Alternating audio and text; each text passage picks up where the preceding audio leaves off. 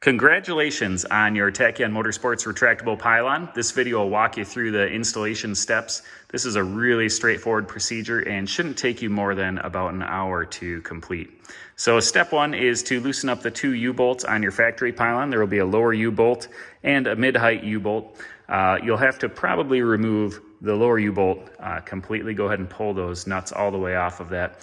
And the second upper U-bolt, you should be able to just loosen and slide that pylon right out through the top deck of the fiberglass. Once that is out, go ahead and remove the 4 screws from your factory trim ring and set that aside. You will not need the hardware or the trim ring to install your new pylon.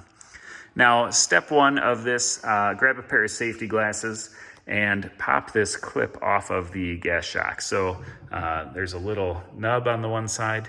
You can go ahead and pop that open and pull that spring all the way out. Once that is out, you can actually just pull this to the side and it should open up. It's pretty straightforward. Now, a 1/2-inch wrench placed on this will let you actually open that up and back this stud out. If the stud is in there really tight, you can grab it with a pair of pliers and untwist it, and that won't cause any issue with the operation. So go ahead and grab a hold of that. It'll just untwist, and with that backed out, the pylon will actually slide up and out of the tube. Now you can slide the tube underneath the deck and slide the pylon down through from above your fiberglass. And then the first thing is to thread in this stud. This is a stainless steel stud. There's a big 1/2-inch diameter tapped hole in the pylon that'll screw into, and that'll make everything one piece again. So pretty straightforward. Next step is to stand up the shock, collapse it a bit, snap it back on, and you've got this thing in place and roughly into position. Now, once it's in position, go ahead and put the lower U-bolt on. Face this towards the port side. So that is the non-driver side of your boat. That's what we recommend. Now, some boats did have some unique routing of different features, and some have been modified by owners. So if that won't work, you can try it towards the starboard side. We've generally found towards the port side works on most boats. Go ahead and rotate that so it's sticking straight out the side. Fasten your lower U-bolt, tighten that up good and tight.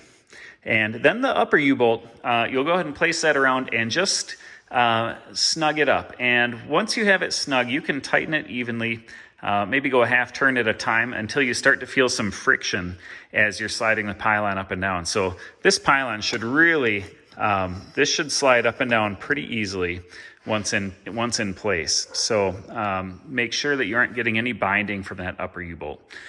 There's plenty of force there to keep things in place when you're towing tubers or skiers, so I don't want you to get too carried away with that and then have a failure from over-tightening.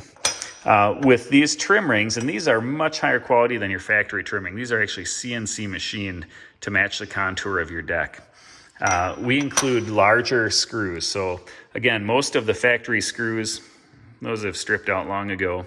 So these actually are number 12 screws that'll go in, and those will work out really well. If your factory screws have stripped out already, those screws should go in the hole and tighten up real nice. But if your factory screws somehow are holding tight still, you may want to go ahead and drill out those holes just a little bit to work out with these screws to prevent any gel coat chipping or cracking. Now, once you have the U-bolts in position, you have your trim rings screwed down in position, there's one more step. So when you bolt it in, it's gonna either sit proud up above the trim ring or be slightly recessed. And the idea is to get these set up flat. So to adjust that, actually, all you have to do is loosen up these 2 cap screws, and that is slotted. So when you move this tube up and down, it actually will move the top of the pylon up and down until you get things into position. So go ahead and loosen those up, slide that up and down, get it set up flush, and lock those 2 cap screws in place. And they take about 25 pound-feet of torque to lock down. Now, if this is still sticking up above your trim ring, and we have found a few boats that have this, those engine cradles aren't perfectly matched boat to boat. If it's still sticking up and you have this bottomed out all the way, the tube bottomed out all the way against the plug, no gap here, you can go ahead and trim the bottom of this. And you can take up to about 1 inch maximum off of this tube. So you can trim it with a hacksaw or other cutting tool, a variety of power tools. It is aluminum, so it cuts fairly easily. And that'll allow you to lower that top a bit more. Again, that's fairly unusual, but we do see it once in a while, and it is okay to trim the bottom of that tube. Now in the 220s and 230s, we have a bit more adjustment in here. So actually in the plug in the bottom, we have 2 sets of holes and they're 1 inch apart. So if you do run out of slot when you're adjusting that, you can go ahead and jump those bolts up to the next height, and that gives you additional adjustment, and you can get that set up and get things dialed in perfectly. So once you have it in place, you can run it up and down.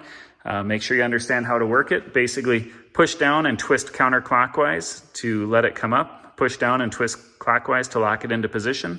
And when it is in the up position, there is a lock in here, so you can twist it clockwise. That'll keep it up and make sure that things don't move around on you. Now, for those of you that'll be putting a barefoot boom on, we do have this 1/2 inch hole in here that works with a 1/2 inch hitch pin and our barefoot boom extension that slips over the top. So there's a ball detent pin that goes in there, and you keep your barefoot boom clamp permanently mounted to that extension, and you simply pull that ball detent pin or add it back in. That'll work with your quad contour barefoot booms, and really makes it about the quickest attaching or detaching barefoot boom on the market for a V-drive. If you have any questions, certainly give us a call.